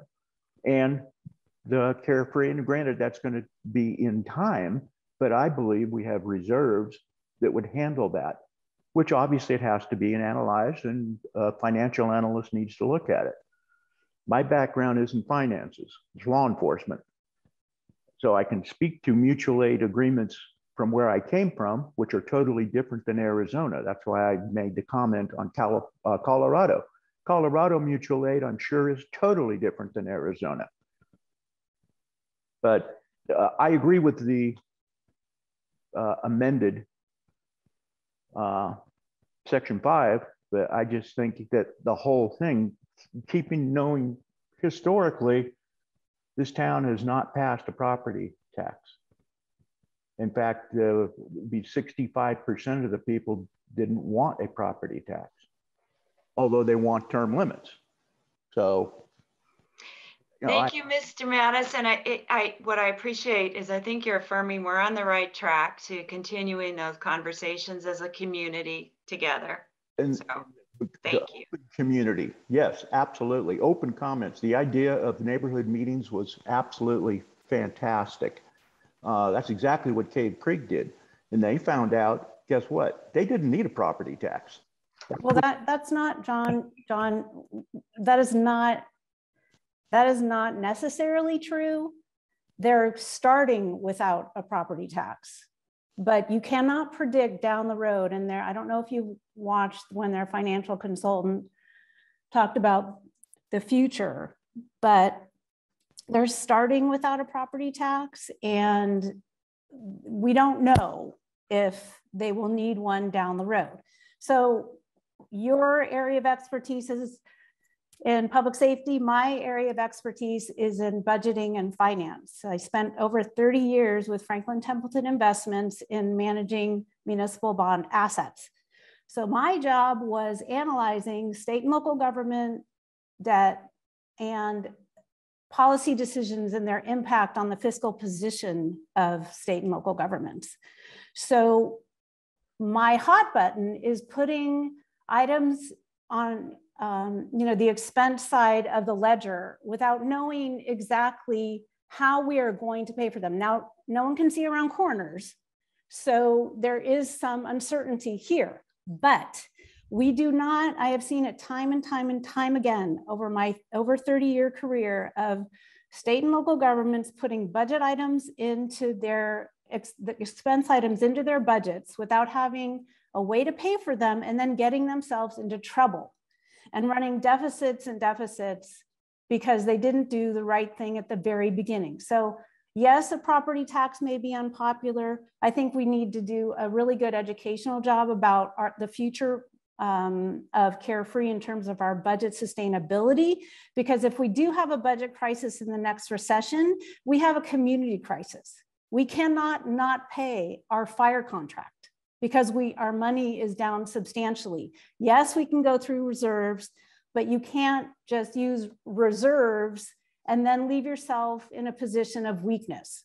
So we need budget sustainability, And that's what we're looking for.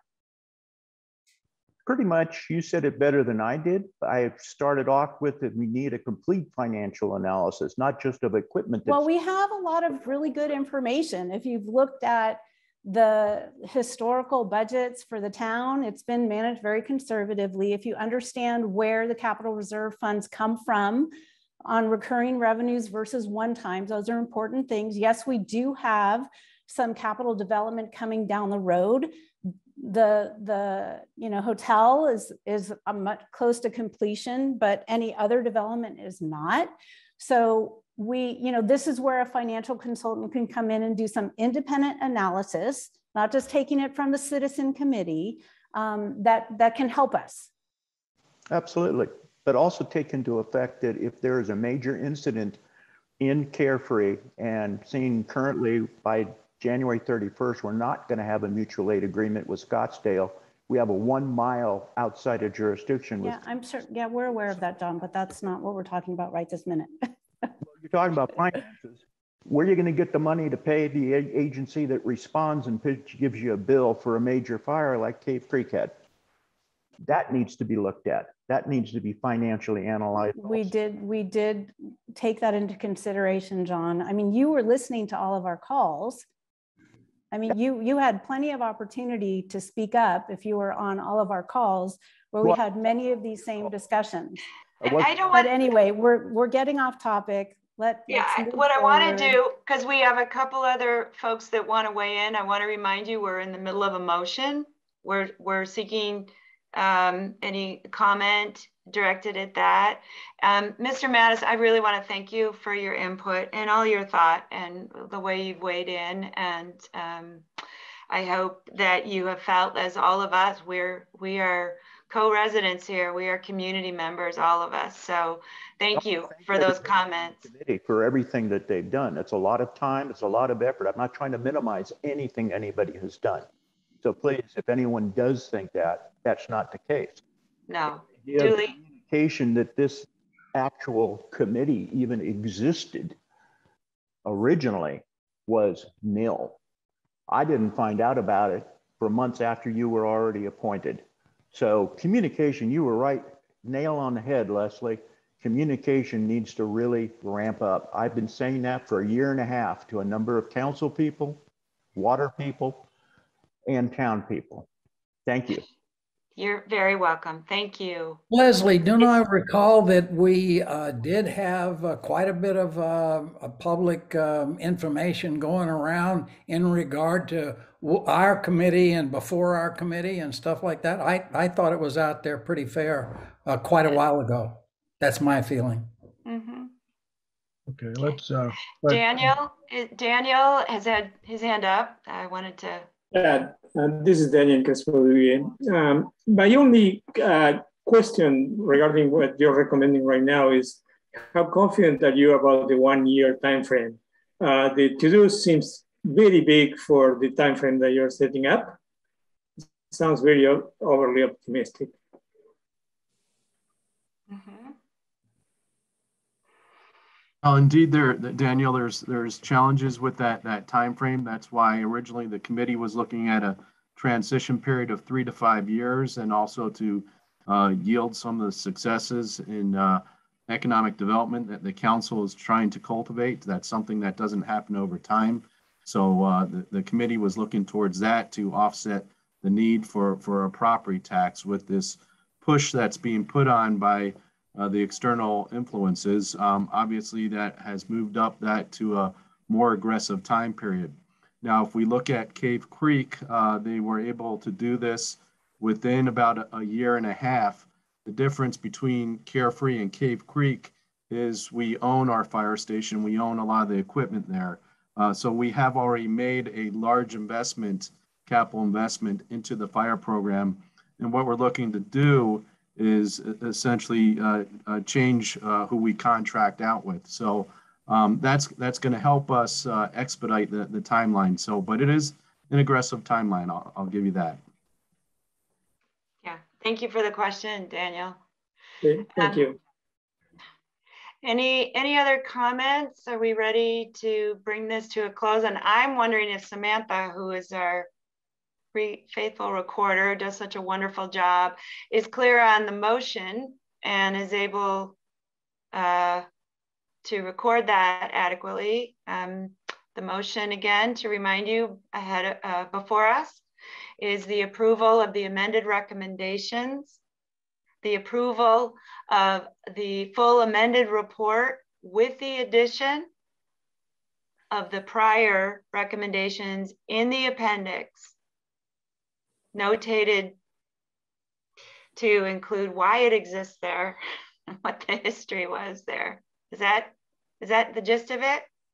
There'll be, oh, and in the recommendations that we have the added reference that property tax is on the table as part of a forward financial strategy.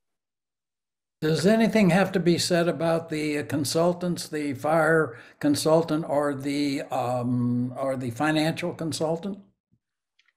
What more to be said, Jerry? Can you say more on that? No, I mean, does that need to be in there any place, or is that just okay? We just carry on, and I guess Gary does that work, finds those two people to fill in the gap there. We don't have anything to do with that, in other words. There are, Jerry, you are aware that there are 2 bullet points that address those 2 topics. Well, I missed that then, I'm sorry. Okay. All right, with that clarification, we ready to take a vote? Call for the question. Do I have to do it again? Oh, you just did. The call for the question means that it's okay, call for the question. Do we approve this? Approve this amended recommendation? Approve the amended full report with the addition of our prior recommendations in the appendix, and approve those recommendations with the minor modifications that were added, including the reference to property tax. Oh, yes? You're getting really good at this, Leslie. Okay, and I'm trying to help Samantha get this too, for the record. Okay, so all in favor of this motion, say aye. Aye. Aye. Okay, aye. Any opposed or any abstentions? Any opposed? No? Okay, this motion passes unanimously. We will go forward with this amended report approved by this committee. We will be preparing our presentation strategy for February 15th. Is there anything else on that, Gary, you would leave us with? Not at this time. Nope. We're fast forward to the 15th now. Okay. All righty. I do want to say there is a burning question in my mind, which is whether there is any future role for this committee as we go forward in terms of maybe the scope of work for consultants, any way that we can provide a bridge between the significant work that was done here in this group and the report and the consultants who we would be essentially handing the work off to. So maybe. Yeah, Madam Chairman, if I could, I think we just want, perhaps the way to handle that, I mean, you had that question. Mm-hmm. Perhaps the way to handle it is just to agree that we're going to offer our services for that purpose should the council want it. Okay. Okay, just a footnote in the minutes then. We'll take nothing official on that, but a thought. Okay. The other thing too, I really want to call out for the public's benefit here. This is a citizen group. We are diverse in our perspectives, and we have worked together for the last 8 months to get to this point.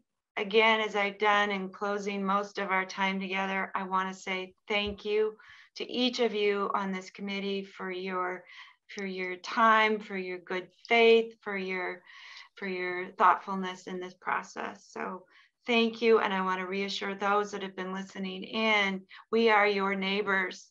We are your fellow citizens. We came to this and represent hopefully a few of you as well in our thinking, but invite you to consider getting involved also. in the conversations that the town has and in the open invitation the town issues for citizen participation, which is really significant. So hats off to the town, and thank you, Gary, for this opportunity. And any other final thoughts on this? Okay, well, thank you so much. I guess we'll next be seeing each other on the 15th, hopefully in person, right, Gary? Right. Okay. Knock on wood. All right. Thank you all. You. Thanks. I think we can officially adjourn.